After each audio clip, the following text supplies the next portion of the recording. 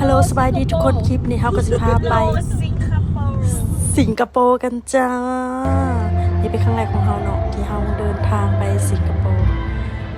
ไปเบิ่งกันว่าสิบันเทิงแต่รายการไปในครั้งนี้เราไปคนเดียวเนาะแหละก็สิไปพ่อหมู่อยู่หันเพราะหมู่ก็สิได้เดินทางไปก่อนอยู่แล้วนะครับสิเดินตามไปจะบอกว่าสิงคโปร์เป็นประเทศที่สะอาดแล้วก็เงียบสงบแฮงคนและนี่ก็คือเดอะแก๊งของเฮาเนาะมื้อนี้เฮาสิไปใส่แหน่กันมาติดตามกันเลยเนาะ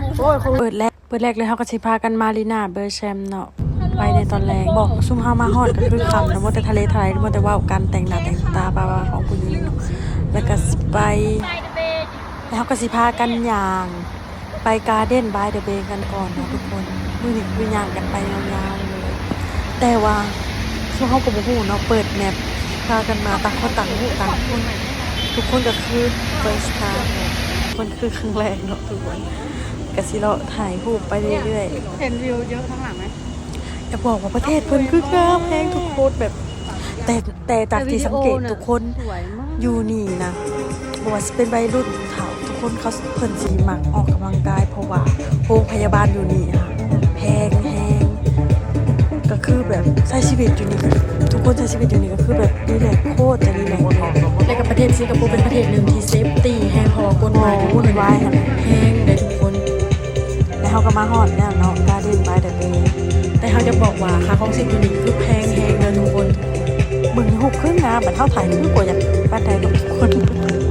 ส่วนตึกข้างหลังเป็นตึกบาลีนาเบียแซมเลยทุกคนที่3อันเรียงกัน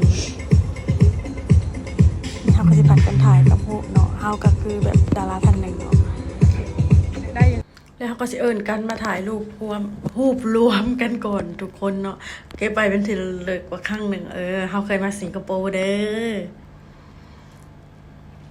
ทุกคนในแก๊งก็คือแบบแยกกันเป็น2กลุ่มเนาะเพื่อที่จะแยกกันถ่ายให้ได้บันไดและนี่ก็สิเป็นห้างของสิงคโปร์ทุกคนก็คือใหญ่แห้งห้างว่าเพิ่นแบบโอ้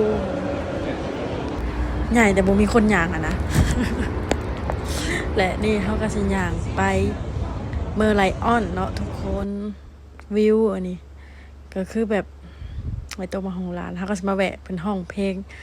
สก่อนเพลงนี่เขาก็สิได้ปิดไว้เนาะเพราะเขาย่านติดลิขสิทธิ์เนาะ และในเวลาที่เขาย่างไปก็คือหมู่หายไปใส่เบิดทุกคนเหลือแต่เขาคนเดียวที่มาฮอดจะพักหนึ่งเขาก็สิโทรหาหมู่นะเพราะว่าเขาบ่สามารถถ่ายรูปเองได้เขาต้องฝึกหมู่ก็ได้เห็นกันแล้วถ่ายรูปร่วมกันก่อนเขาก็สิได้หาผู้บ่าวแถวนี้เนาะถ่ายให้นี่เป็นที่สโลว์แสดงแล้วเขาสิได้หาอยากบอกว่าห้องแฮมของเพิ่นก็คือใหญ่โตของโรงแรมใหญ่แฮงทุกคนแก่งของเขาก็คือบ้านนอกเขากรุงแฮงเนาะเห็นหยังกระทักเห็นหยังกระท่วงเบิ่งมาฮอดจุดนี้ก็ขอจบไปเพียงแต่เท่านี้เนาะขอบใจที่เบิ่งมาฮอดจุดนี้